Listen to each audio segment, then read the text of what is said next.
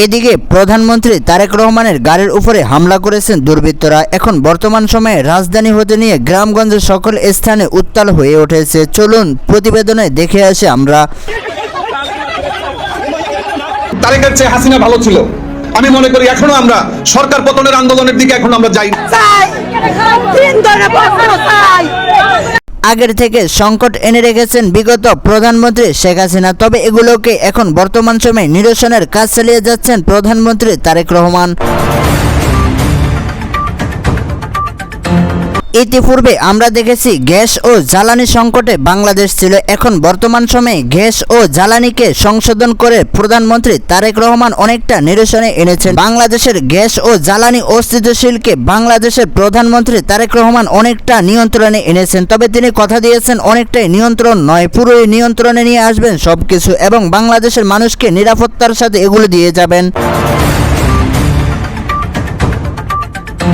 অন্যদিকে দেখা যায় বিদ্যুৎ সংকটে বাংলাদেশ রয়েছে, নানা প্রকার লোডশেডিং এবং মানুষদেরকে হয়রানি করা হচ্ছে। এখন বর্তমান সময়ে প্রধানমন্ত্রী তারেক রহমান এই প্রতিজ্ঞা করেছেন এবং এই কথা দিয়েছেন জনগণকে, যাদের বিল বেশি এসেছে ওটাকে নিরসন করা হবে এবং যাদের বিদ্যুৎ বিল অনাকাঙ্ক্ষিতভাবে বেশি আসছে তাদেরকে এই আশ্বাস দিয়েছেন প্রধানমন্ত্রী তারেক রহমান। অতি দ্রুত এগুলোকে বিদ্যুৎ কর্মকর্তা এবং বিদ্যুৎ অফিস থেকে জনগণ গিয়ে এটাকে সমাধান করা হবে, বিদ্যুতের লোকজন গিয়ে এটাকে নিরসন করা হবে।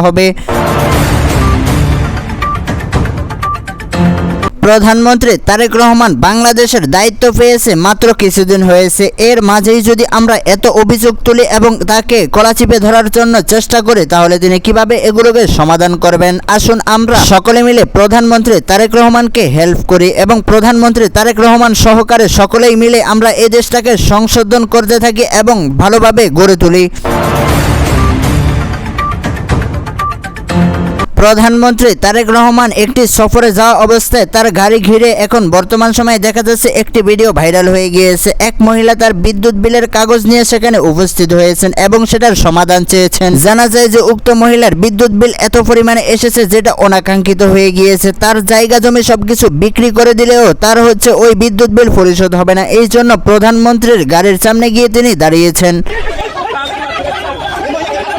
এইরকম অনাকাঙ্ক্ষিত ঘটনা একজন মহিলার সাথেই শুধু হয়নি, এরকম অনাকাঙ্ক্ষিত ঘটনা প্রত্যেকটা গ্রামগঞ্জে এবং মহল্লায় মহল্লায় প্রত্যেকটা বেশিরভাগ মানুষের সাথে এরকম হয়েছে। অনাকাঙ্ক্ষিত বিদ্যুৎ বিল আসছে, তারপরেই প্রধানমন্ত্রী তারেক রহমান বিদ্যুৎ অফিসে এ নিয়ে কথা বলেছেন। তবে বিদ্যুৎ মন্ত্রণালয় থেকে এই বার্তা দিয়েছেন যে যাদের এরকম এসেছে ওটাকে অতি দ্রুতই নিরসন করা হবে।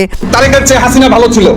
আমি মনে করি এখনো আমরা সরকার পতনের আন্দোলনের দিকে এখন আমরা যাই। প্রধানমন্ত্রী তারেক রহমান যেভাবে দেশ পরিচালনা করতেছেন এইভাবে তিনি দেশ পরিচালনা করার উপযুক্ত নয়, এরকমটাই এখন বর্তমান সময়ে বক্তব্য দিয়ে যাচ্ছেন সাধারণ জনগণ। এখন বর্তমান সময়ে একটাই স্লোগান হবে সরকার পতনের স্লোগান। তবে নেটিজেনদের দাবি হচ্ছে এখন বর্তমান সময়ে সরকার কি পতন করতে পারবে যারাই যেই কোনো স্লোগান দিক না কেন, যেই কোনো পদক্ষেপ নিক না কেন। কারণ হচ্ছে বিগত 1-2 বছরের ভিতরে দুইটা সরকার পতন হয়েছে, দুইটা সরকার ক্ষমতা ওদল বদল হয়েছে।